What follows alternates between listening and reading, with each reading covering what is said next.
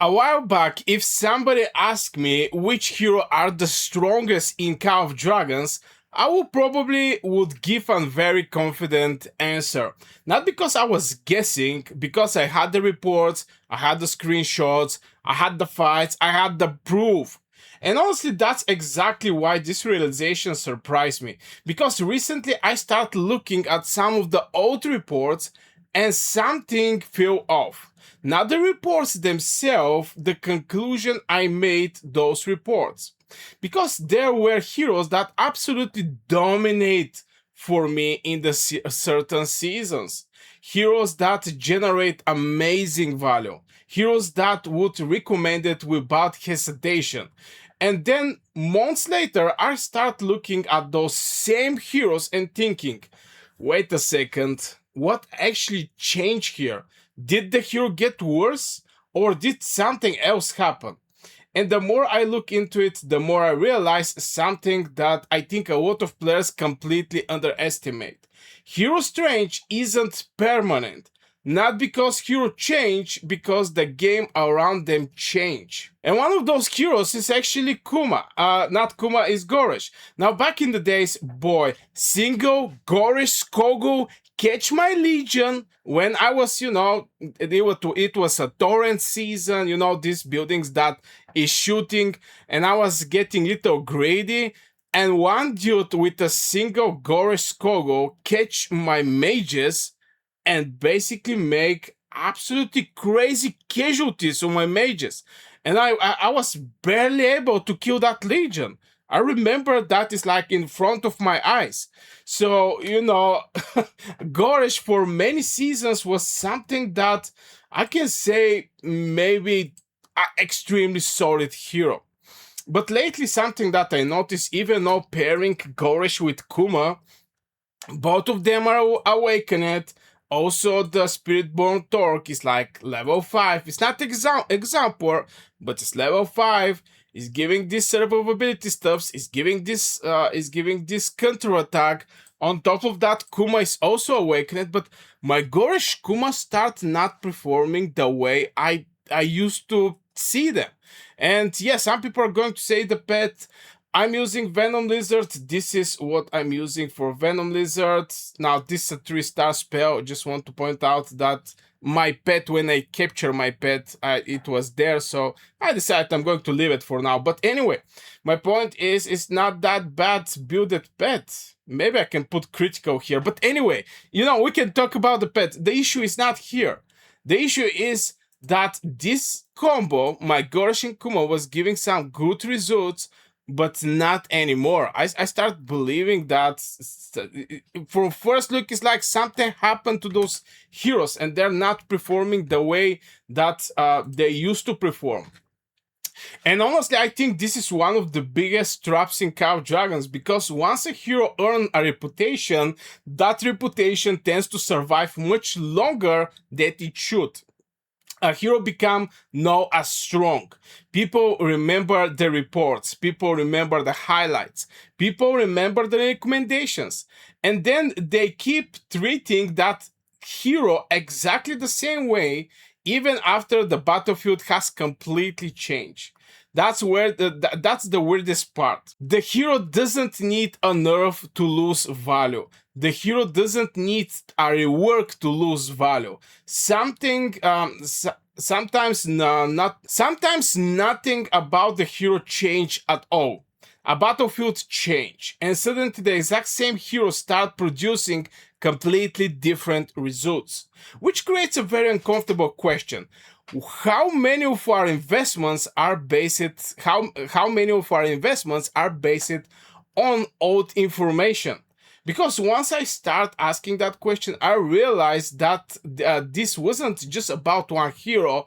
This was happening everywhere. And I can give another example. For example, this is, I can say, I like to give my Lilia as an example, but yeah, I'm going to give the new heroes, by the way, especially Vardun and Kantaman.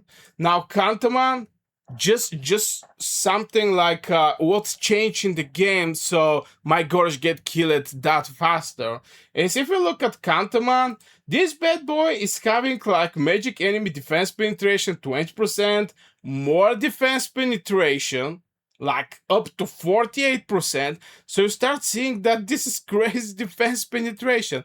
On top of that, you're having Verdun with boosting the hero skill damage. Also for infantry, is having up to 40% defense reduction. So, having those Gorosh Kuma that back in the days was extremely crazy, extremely good.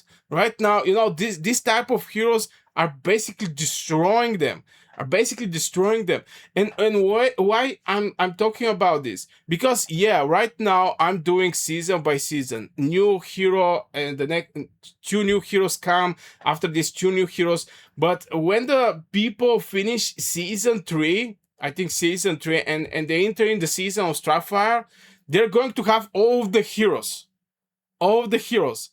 So the question is, which one is really right now valuable?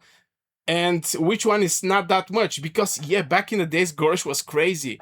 But now, even one dude, when I was making my tier list before, I don't remember how much time, told me, "Yo, bro, you sure about Gorosh to be S tier?" And then I actually think over myself, and maybe this guy was right. Gorish is no longer S tier hero, S tier infantry, which is absolutely crazy. And I'm going to take Lilia for example. Lilia didn't suddenly forget how to do damage, and to be fair, Lilia is one of the biggest damage dealers in this game, if not the biggest one. Why is that? Because it's hitting like three targets, obviously awaken it, if not awaken it's only 2. This is 1.2k, diffuse it 50% less, three targets. But the real power of Lilia is coming from the Scorch, because for 5 seconds 200, this is 1k per target, you have 50% chance. On top of that, you can spread the Scorch and do even more damage, 20% chance to Scorch up to 2 surrounding legions. So it can go up to 5 legions, 1k. This is 5,000 just from the Scorch. We're not talking about the 1.2k damage that, it can go up to this amount. It's crazy big damage dealer. Her skill didn't magically become weaker, the artifact setup didn't suddenly stop working, the hero is still the hero. This is still the Lilia. And even, I have Infernal Flame, brother, it's level 5, Exemplar. Magic King, 30%, obviously. If you run Lilia Thea is boosting the Flying Legions. Magic King is boosting the attack, so better use Celestials. Obviously with Lilia you have to use Celestials for the best benefits. But yeah, at the end of the day, nothing changed with this hero. Just the environment changed.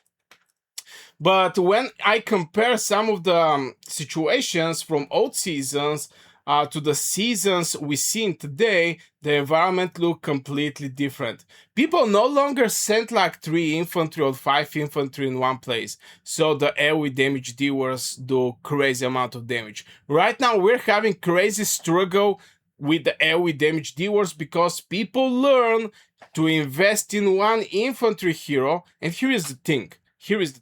People invest in infantry heroes because is giving merits, first of all, and the second, the Lance asked them, please, even I have like 2 million infantry. It's like, please, make at least like 1 infantry legion. It can be Kuma, Li Quan, Gorish, Kuma, Ewan, it didn't actually matter, have one. And by having this thing, it's like, it's like having one very solid best infantry legion on the battlefield, and the person is actually using one infantry legion. Back in the days, nobody was investing in the infantry. Krakens was forced in Wales to use infantry, so we were seeing non-stop like 5 legions there, 5 legions infantry on the other place, just because you cannot, it's very hard to spread these legions around, and the Krakens in Wales was just throwing them just to hold the front lines. But not anymore. People right now try to make merits with the infantry marches, which it's crazy, but still it's actually what it is. But back then, where there were fights where mages could, and there was some fights where the mages basically absolutely feast. There were targets everywhere. There was opportunities everywhere. The battlefield was giving that hero exactly what she was wanting. Now look at many of the fights today. More infantry, more counterattack, more defense value, more things that punish mages for staying in bad engagements.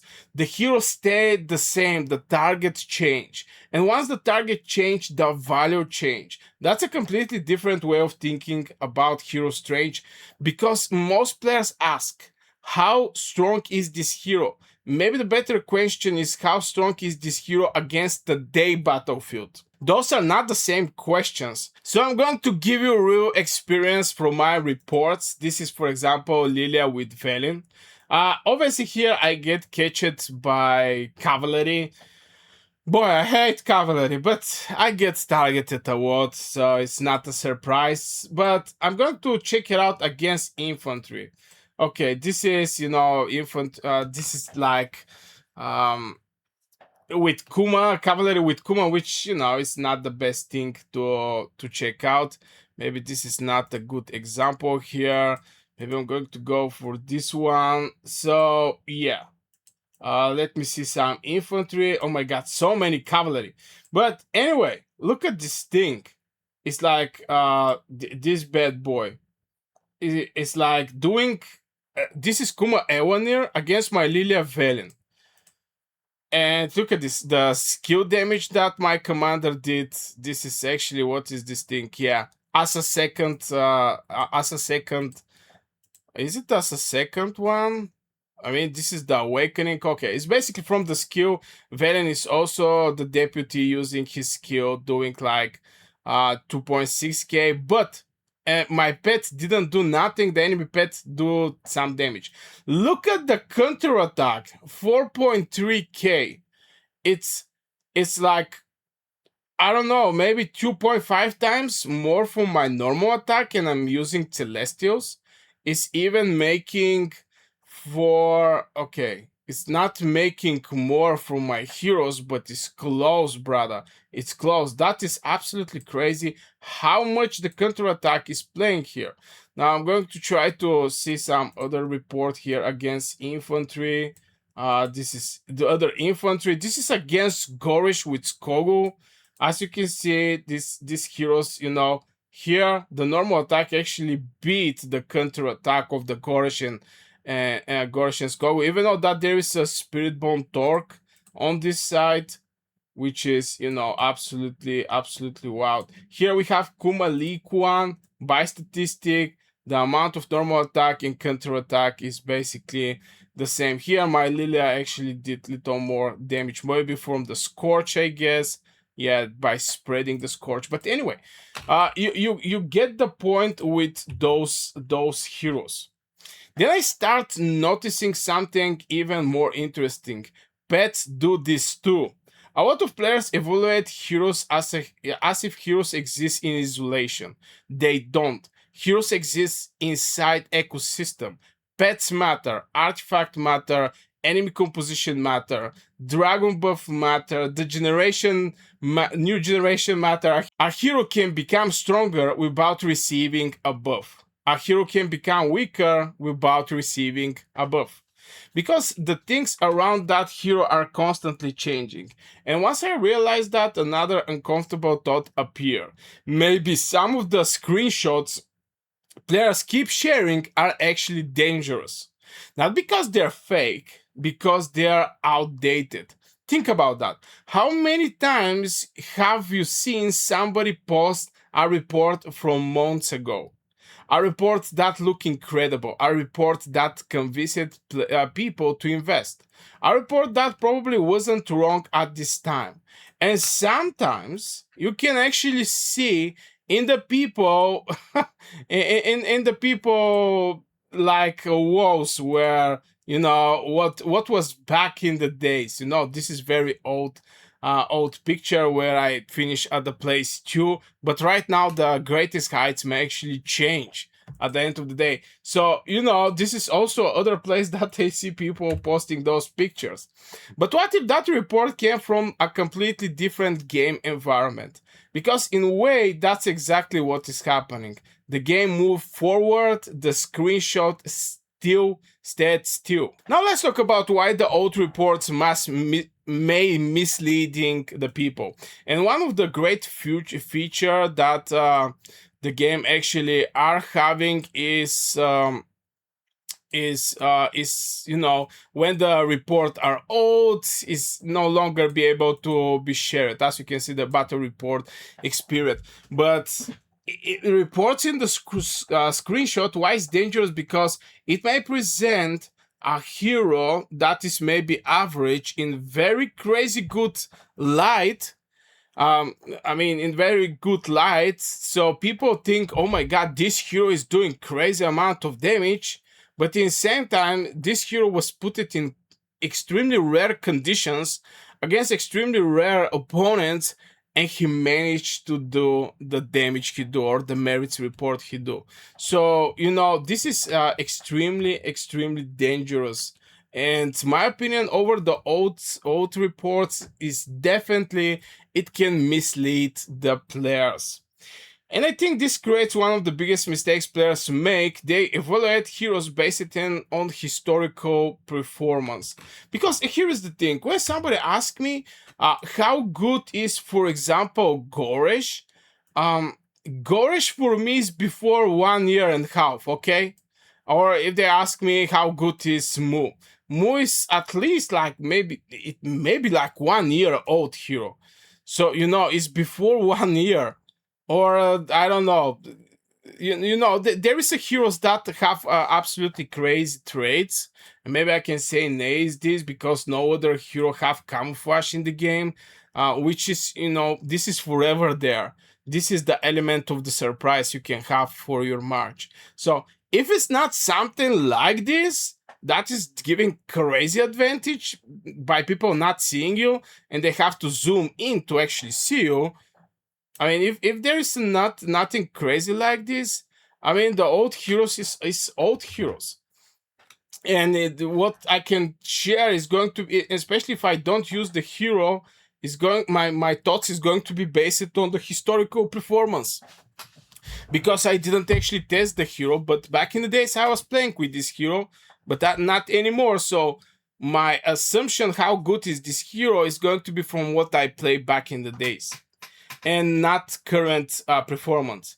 Those are very different things. Imagine somebody showing you a hero that dominated 2 generations ago. This information isn't useless, but it doesn't automatically tell you how that hero performed today. The context matter. The context change faster than most players realize. Which leads to another question. If hero strength isn't permanent, what should we actually trust? Because if old reports become outdated and old recommendations become outdated, then what's left? For me, the answer becomes surprisingly simple. Current evidence, not reputation, not memory, evidence. The players who adapt the faster are usually the players who spend the most time looking at what is happening right now. Not what happened 6 months ago. And I think that's why some players always seems ahead in the meta. They're not necessarily the smartest one. They're just updating their assumption faster. And I'm going to give you an example where I'm changing my opinion. Right now, I no longer want to run Goresh with Kuma. Goresh with Kuma, I don't want to run them anymore. Now, what is coming in my head is maybe Joran with Kuma. Okay, or maybe Ewanir is going to be with Kuma. Now, for Joran, I already started investing there, but still, I believe Ewanir is also very good. So far, Kuma is extremely good hero at the end of the day, but most likely I want to pair him with some infantry from Generation 5 and not like Generation generation 2, which is, Gorish. It's like 3 generations difference, and the outcome is definitely going to be different. For now, I'm actually using Kuma with Nea. Some people are going to hate that, but yeah, I'm using Kuma with Nea, getting fast merits. And I'm using Gorish with Kogu for the front lines. But yeah, at the end of the day, right now, I'm not so sure. I don't think I have good pairing for my Kuma that is going to sustain good. I may still use Gorish with Kuma, but I'm looking to change Gorish. Even though that's like 6-star, it's a awakened hero.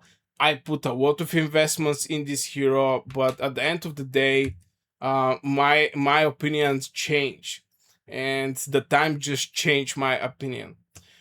The more I think about it, the more I believe that hero investment should be viewed differently. Most players invest in heroes as if they buying permanent power. I don't think that actually what is happening. I think we're investing in relevance, and the relevance expires. Sometimes quickly, sometimes slow. But eventually the battlefield change, which means every hero investment come with a hidden responsibility. You have to keep evaluating. You have to keep questioning. You have to keep checking if the assumption that justify the investment still exists. Because if you don't, you might find yourself defending a hero that is still good, but no longer good for the reasons you originally believe. And honestly, that is probably the biggest lesson I have learned for this game. Strong heroes does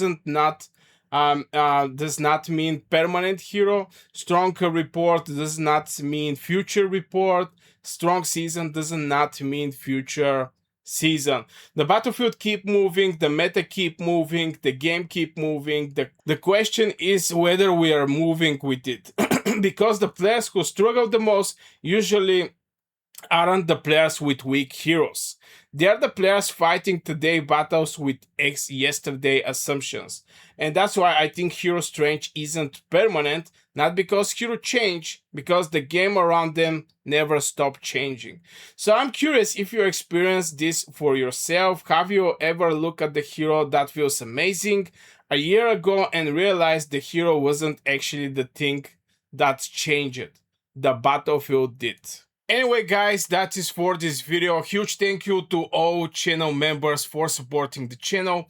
If you do like to support the channel as well, you can check out the join button below. Members get early access to videos, exclusive content, member shoutouts, and Warwords member can reach me out directly for strategy and account advices.